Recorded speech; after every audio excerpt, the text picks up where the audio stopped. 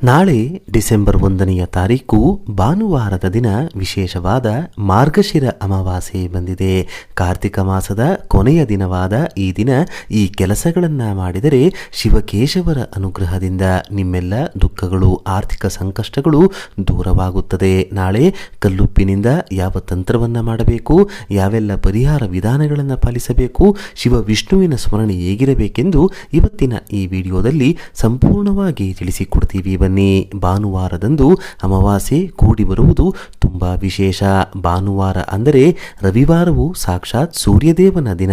ಪ್ರತಿಯೊಬ್ಬ ಮನುಷ್ಯನಿಗೂ ಜೀವನದಲ್ಲಿ ಪ್ರಗತಿ ಕಾಣಲು ಸೂರ್ಯನ ಬಲ ಇರಲೇಬೇಕು. ಸೂರ್ಯದೇವನಿಗೆ ಪ್ರಿಯವಾದ ದಿನ ಭಾನುವಾರ. ಆದ್ದರಿಂದ ಈ ದಿನ ಮರೆಯದೆ ಸೂರ್ಯನ ಆರಾಧನೆಯನ್ನ ಕೂಡ ಮಾಡಬೇಕು. ನಾಳೆ ಬೆಳಿಗ್ಗೆ ಬೇಗನೆ ಎದ್ದು ಸೂರ್ಯದೇವನಿಗೆ ಅರ್ಘ್ಯವನ್ನ ನೀಡಬೇಕು. ಸೂರ್ಯನನ್ನು ನೋಡುತ್ತಾ ಉತ್ತಮ ಆರೋಗ್ಯ, ಆಯಸ್ಸು, ಜೀವನ ನೀಡೆಂದು ಬೇಡಿಕೊಂಡು ನಮಸ್ಕಾರವನ್ನ ಮಾಡಿಕೊಳ್ಳಬೇಕು. ಸೂರ್ಯ ದೇವರನ್ನು ಸ್ಮರಿಸಿಕೊಂಡು ಅರಳಿ ಮರದ ಮುಂದೆ ಒಂದು ಮಣ್ಣಿನ ದೀಪಕ್ಕೆ ಎಳ್ಳೆಣ್ಣೆಯನ್ನ ಹಾಕಿ ಅಥವಾ ಸಾಸಿವೆ ಎಣ್ಣೆಯನ್ನ ಹಾಕಿ 12 ಬತ್ತಿಗಳನ್ನು ಬಿಡಿಬಿಡಿಯಾಗಿ ಕೂರಿಸಿ ದೀಪಾರಾಧನೆಯನ್ನ ಮಾಡಿಕೊಳ್ಳಬೇಕು. ಅರಳಿ ಮರಕ್ಕೆ ಪ್ರದಕ್ಷಿಣೆಯನ್ನ ಮಾಡಿ ಮನೆಗೆ ಬರಬೇಕು. ಇದರಿಂದ ರವಿಬಲ, ಸೂರ್ಯನ ಬಲ ಹೆಚ್ಚಾಗಿ ಜೀವನದಲ್ಲಿ ಇರುವಂತಹ ಎಲ್ಲಾ ವಿಧವಾದಂತಹ ಕಷ್ಟಗಳು ಕರಗಿ ಅದ್ಭುತವಾದಂತಹ ಏಳಿಗೆ ಉಂಟಾಗುತ್ತದೆ.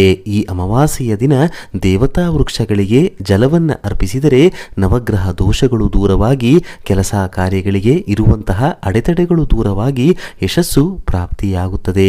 ದೇವತಾ ವೃಕ್ಷಗಳೆಂದರೆ ಅರಳಿ ಮರ ಆಗಿರ್ಬೋದು, ತೆಂಗಿನ ಮರ ಆಗಿರ್ಬೋದು, ಬೇವಿನ ಮರ ಆಗಿರ್ಬೋದು, ಆಲದ ಮರ, ಔದುಂಬರ ಅಂದರೆ ಹತ್ತಿ ಮರ. ಹೀಗೆ ದೇವತಾ ವೃಕ್ಷಗಳಿಗೆ ಭಕ್ತಿಯಿಂದ ಜಲವನ್ನು ಅರ್ಪಿಸಿ ನಾಳೆಯ ದಿನ ನಮಸ್ಕಾರವನ್ನ ಮಾಡಿಕೊಳ್ಳಿ. ಇದರಿಂದ ಅನೇಕ ದೋಷಗಳು ದೂರವಾಗುತ್ತದೆ. ಈ ದಿನ ಮಹಾಲಕ್ಷ್ಮಿ ದೇವಿಯ ಮುಂದೆ ದೀಪಕ್ಕೆ ತುಪ್ಪವನ್ನು ಹಾಕಿ 3 ಬತ್ತಿಗಳ ದೀಪವನ್ನ ಬೆಳಗಿಸಬೇಕು. ಒಂದು ಬತ್ತಿ ಪೂರ್ವಕ್ಕೆ, ಮತ್ತೊಂದು ಬತ್ತಿ ಉತ್ತರಕ್ಕೆ, ಕೊನೆಯ ಬತ್ತಿ ಈಶಾನ್ಯ ದಿಕ್ಕಿಗೆ ನೋಡುವಂತೆ ಬಿಡಿಬಿಡಿಯಾಗಿ ಕೂರಿಸಿ ದೀಪವನ್ನ ಬೆಳಗಿಸಬೇಕು. ಇದರಿಂದ ಮಹಾಲಕ್ಷ್ಮಿ ಅಮ್ಮನ ಕೃಪೆ ಪ್ರಾಪ್ತಿಯಾಗುತ್ತದೆ. ಮನೆಯಲ್ಲಿನ ನಕಾರಾತ್ಮಕ ಶಕ್ತಿಗಳು ಸುಲಭವಾಗಿ ದೂರವಾಗುತ್ತದೆ. ಈ ದಿನ ಯಾವುದಾದರೂ ದೇಗುಲದ ಆವರಣದಲ್ಲಿ ನಿಂಬೆಹಣ್ಣಿನ ಚಿತ್ರಾನ್ನವನ್ನು ಭಕ್ತರಿಗೆ ಪ್ರಸಾದವಾಗಿ ಹಂಚಿದರೆ ಶತ್ರುಗಳಿಂದ ಆಗುವ ತೊಂದರೆಗಳು ನಿಲ್ಲುತ್ತದೆ. ಮನೆಯ ಸದಸ್ಯರಿಗೆ ಆರೋಗ್ಯ ವೃದ್ಧಿಯಾಗ್ತಾ ಹೋಗುತ್ತೆ. ಈ ಅಮಾವಾಸ್ಯೆಯ ದಿನ ಅಂದರೆ ನಾಳೆಯ ದಿನ ರಾತ್ರಿ ಸಮಯ ಊಟವನ್ನ ಮಾಡಬಾರದು. ಅಲ್ಪ ಆಹಾರವನ್ನು ಮಾತ್ರ ಸೇವಿಸಬೇಕು. ಸಂಜೆಯ ಸಮಯ ಅಥವಾ ಕತ್ತಲಾದ ಮೇಲೆ ಪ್ರಯಾಣವನ್ನ ಮಾಡಬಾರದು. ಅಮಾವಾಸ್ಯೆಯ ಸಮಯದಲ್ಲಿ ನಕಾರಾತ್ಮಕ ಶಕ್ತಿಗಳ ಸಂಚಾರ ಹೆಚ್ಚಾಗಿರುತ್ತೆ.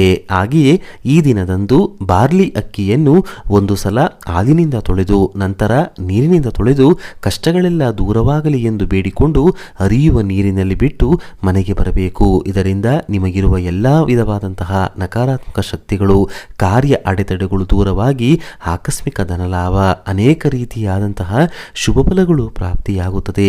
ಜೀವನದಲ್ಲಿ ಕಳೆದುಕೊಂಡಂತಹ ನೆಮ್ಮದಿ, ಸಂಪತ್ತು ಮತ್ತೆ ಮರಳಿ ಸಿಗುತ್ತದೆ.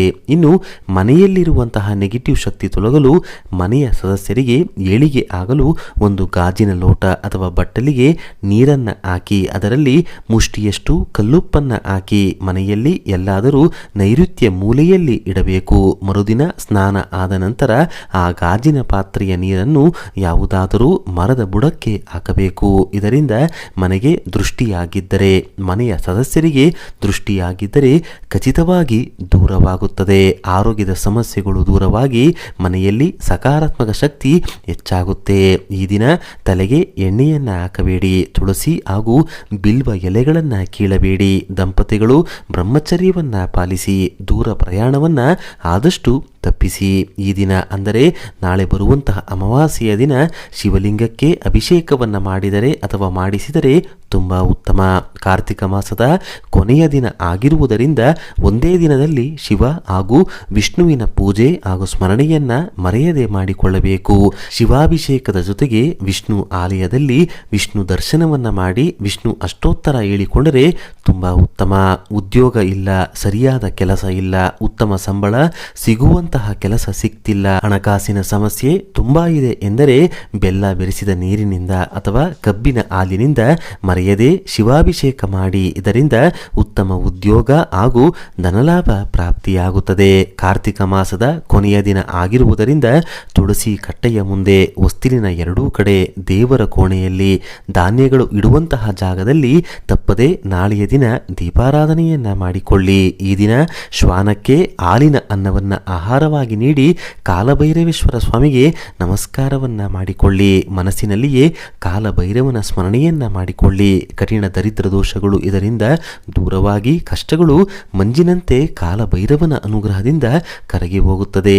ಈ ದಿನ ಕಾಳಿಕಾದೇವಿಗೆ ನಿಂಬೆಹಣ್ಣಿನ ಹಾರವನ್ನ ಹಾಕಿ ಶತ್ರುಬಾಧೆ, ಅನಾರೋಗ್ಯ, ಮಾಟಮಂತ್ರ, ದುಷ್ಟಶಕ್ತಿಗಳ ಕಾಟದಿಂದ ಮುಕ್ತಿ ಸಿಗಲೆಂದು ಕೈ ಮುಗಿಯಿರಿ. ದುರ್ಗಾಮಾತೆ ಸಾಕ್ಷಾತ್ ಶ್ರೀ ಕಾಳಿಕಾದೇವಿಯ ಕೃಪೆಯಿಂದ ಸಕಲ ರಕ್ಷಣೆಗಳು ಪ್ರಾಪ್ತಿಯಾಗುತ್ತದೆ. ಹಾಗೆಯೇ ಇದು ಕಾರ್ತಿಕ ಮಾಸದ ಕೊನೆಯ ದಿನ ಆಗಿರುವುದರಿಂದ ಈ ಮಾಸದಲ್ಲಿ ತಿಳಿದು ತಿಳಿಯದೆ ಮಾಡಿದ ಅದೆಷ್ಟೋ ತಪ್ಪುಗಳಿದ್ದರೂ ಕೂಡ ಆ ಎಲ್ಲ ತಪ್ಪುಗಳನ್ನು ಕ್ಷಮಿಸು ಎಂದು ಶಿವ ಹಾಗೂ ವಿಷ್ಣುವಿನ ಮುಂದೆ ವಿಶೇಷವಾಗಿ ಬೇಡಿಕೊಂಡು ದೀಪಾರಾಧನೆಯನ್ನ ಮಾಡಿಕೊಳ್ಳಬೇಕು.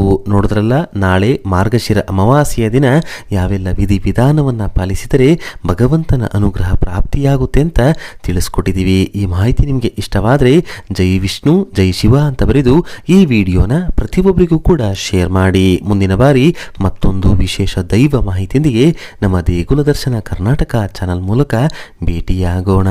ಧನ್ಯವಾದ ಸ್ನೇಹಿತರೆ.